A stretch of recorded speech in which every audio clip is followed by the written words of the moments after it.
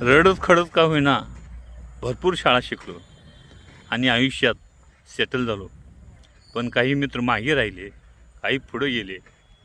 पण मी लव्हाराचा यत्त्या, पेंढारांचा दत्त्या, सुतारांचा रावश्या, पिंजारांचा बापश्या आणि नादापांचा शिल्ल्या हे ग्रुप लहानपणी असं होतं की रविवार म्हणजे पर्वणी आमची.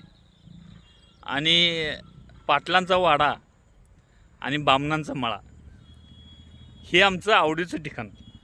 पाटलाच्या वाड्यात किती हुंदड्या घातलं तरी पाटील कधी चिडला नाही.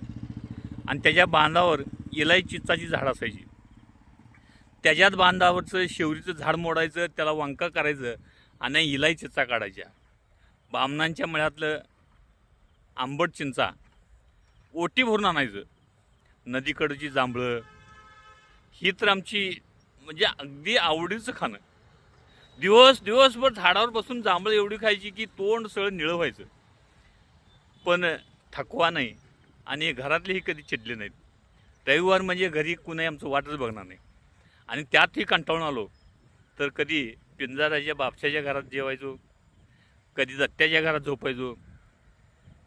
त्याची आई कधी आम्हाला जेवायला वाढायला कधीच कुचकरली नाही आणि आम्हालाही कधी वाईट वाटलं नाही. आणि माझ्या घरी जरी कुणी आला तरी माझी आई ह्याला का आणलास म्हणून कधी रागवली, माझ्या ताटाला ताट लावून द्यायची.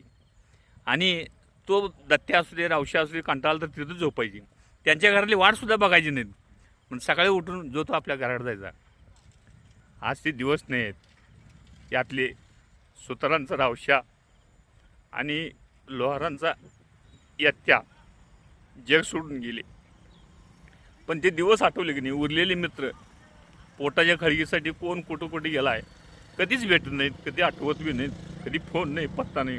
पण लहानपणी फोन नाही, पत्ता नाही, काही नाही, पण अगदी वेळेत न बोलवता सगळे एकत्र यायचे आणि दिवस शनिवार रविवार दिवस फुल्ल एन्जॉय करायचो. आज हातात मोबाईल आहे, जग सगळं मुठीत सामावलं आहे. पण त्या जुन्या आठवणी, जुने मित्र पुन्हा भेटतील की नाही खात्री नाही, कुठं आहेत हेही माहीत नाही आणि संपर्कही नाही. प्रत्येकाच्या जीवनात असं असेल.